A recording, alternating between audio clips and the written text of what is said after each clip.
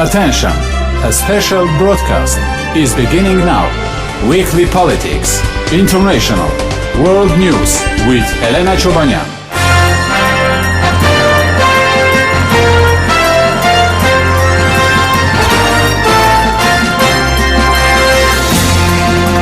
Hello, this is Weekly Politics and I am Elena Chobanian. Here are the latest news of the week.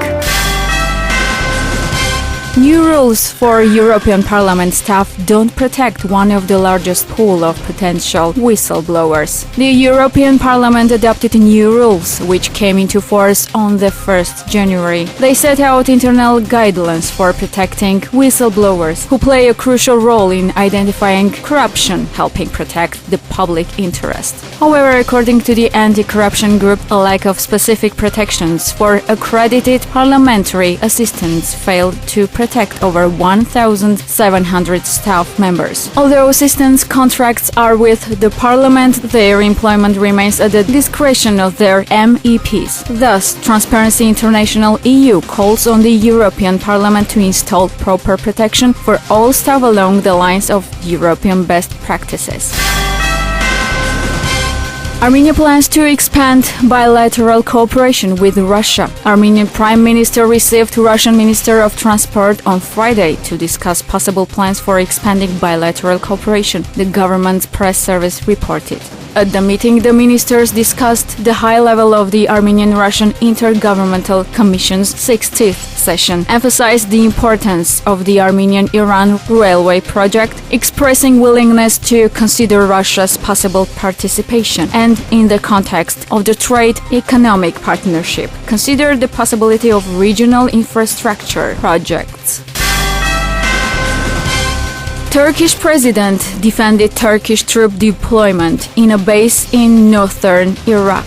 It took place on Friday after Turkish officials said soldiers there repelled an attack by Islamic State militants, 3rd AM reported. There were no casualties among the Turkish troops, Erdogan said. The Iraqi position has changed after Turkey's relations with Russia deteriorated after the downing of a Russian jet by Turkish F-60s near the border with Syria. Erdogan also rejected that Russian forces are fighting ISIL in Syria. According to political scientist Levon Shirinyan, Russia will continue applying sanctions against Turkey until it stops playing a key role in the region. Currently, Turkey is planning to sign trade agreements with Azerbaijan and Kazakhstan on the 1st January 2017. Turkey has initiated the signing of a free trade agreement with Pakistan. Also planned to sign similar agreements with Mexico, Japan, Ukraine, and Peru. After Moscow introduced economic sanctions on Turkey, it began searching alternative markets to compensate for losses inflicted by the Russian sanctions. Chinese shares have risen and European markets have opened higher at the end of what has been a torrid first week of the year. Trading in China's markets was twice halted by a circuit breaker before the authorities decided to suspend the measure, BBC reported. Markets in Europe and the US recorded steep losses after trading in China's stock markets closed within the first 30 minutes. The Chinese central bank also took steps to strengthen the yuan after the currency's weakness was taken as a sign of problems for the economy.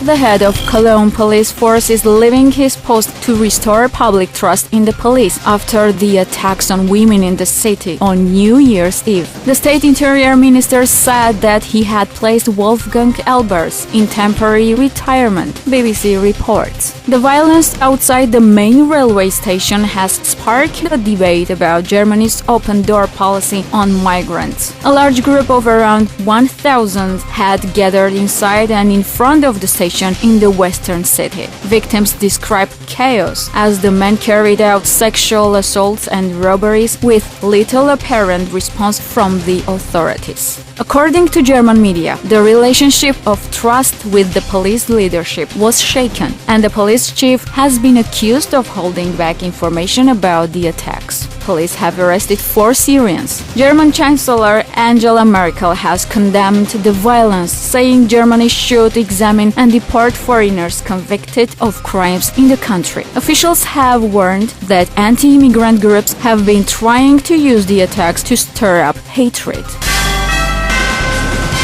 Longevity is not only achieved by staying healthy, but to love others. A veteran PG Lot of Laurel could live 112 years thanks to his personality. Since he was young, he'd always try to help others. Lot still keeps a healthy lifestyle and tries to stay active even at his 112th age.